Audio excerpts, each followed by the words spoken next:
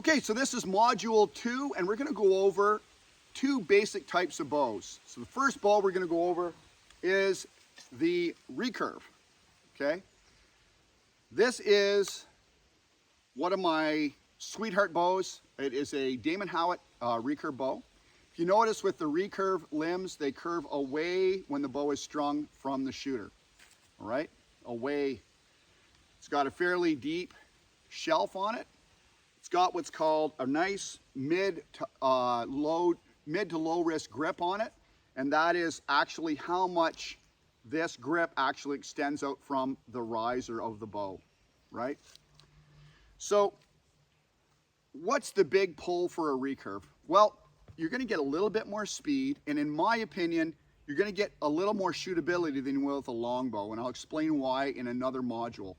We're going to go over the parts of a recurve a little bit here. So you have your limb tips here and your string grooves, the string fits in.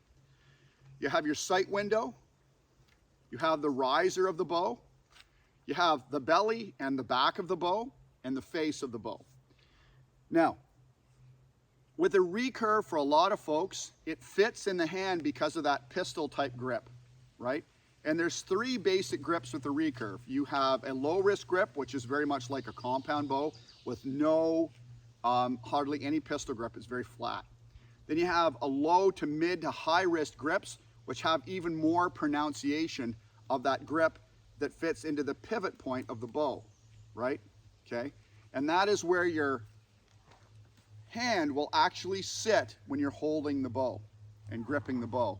And I like to call that indexing. We're going to get in a little bit more in the next few modules about what indexing is and how to find your index points both with your grip and your string.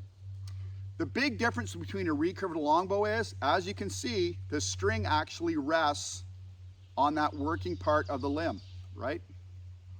Here, both the bottom and the top of the limb. That is the main difference, right? They come in all sorts of styles and shapes. You can get takedown versions of these as well, which come apart from the limb tips here and unscrewed. You can break down into 3 pieces, all right? The main difference, like I said, is the string is touching the limb. Longbows. This is what is called an American D-shaped longbow, very classical, right? The first thing you'll notice when you pick up a longbow versus a recurve is the weight. Longbow is very, very light, right? And it's almost feather light in the hand. It sits very, very well in the hand, and it's all limb, right? There's not a lot of riser. You can see that. Even the shelf here compared to that recurve is extremely small, right? Your grip becomes part of that whole picture here with a longbow in a different way than a recurve.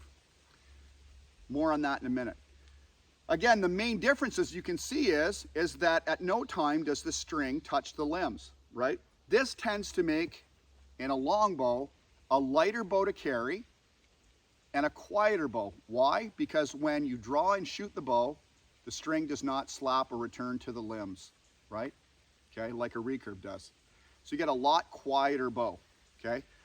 I also find with regards to what's called stacking. Now, what is stacking? Stacking is if you get a bow back to a certain point and it really suddenly starts to become almost impossible to draw. That's what I mean by stacking. Some bows stack slowly as you pull them back until they hit their peak draw weight, and some bows stack very, very quickly depending on the design, the length of the limbs. Usually with the recurve, 60 to 64 inch limbs are a lot more forgiving than 54 to 58 inch limbs, just because of the style of the bow. But don't take that as a blanket statement, just a generalized statement, because it depends on the bow design as well, okay? My young daughter, her bow hunting bow right now is a little 52 inch recurve, but it's almost all limb with very short, thick riser on it. And it's a very smooth bow at 52, it's incredible. So don't take that as a blanket statement. Some designs are a little different. With the longbow, what you need to do is what's called really heeling the bow. So your grip style is much different, right? Where you're shooting that recurve this way, that longbow needs to be really heeled in your palm, in the meat of that muscle here, right? So you need to create the grip. And this grip has a slight dish to it. You can get different grip styles with this is an American D-shaped string follow. Hill styles, actually in a Howard Hill Big 5 longbow of my father's. And again, big differences. You're going to sacrifice a little speed. You're going to get a quieter bow for sure than almost positively any recurve out there with a longbow. And it's really light in the hand just simply because you don't have the mass of wood in the riser that you do with the recurve bow, right? Those are the two main differences between a recurve and a longbow. Now, like I said, there's as many styles of recurves and longbows as there is people's ideas. So research your own experience, find out what you like best for you, and I dare say, if you really get into this amazing sport of bow hunting, you'll have a lot of bows in your lifetime.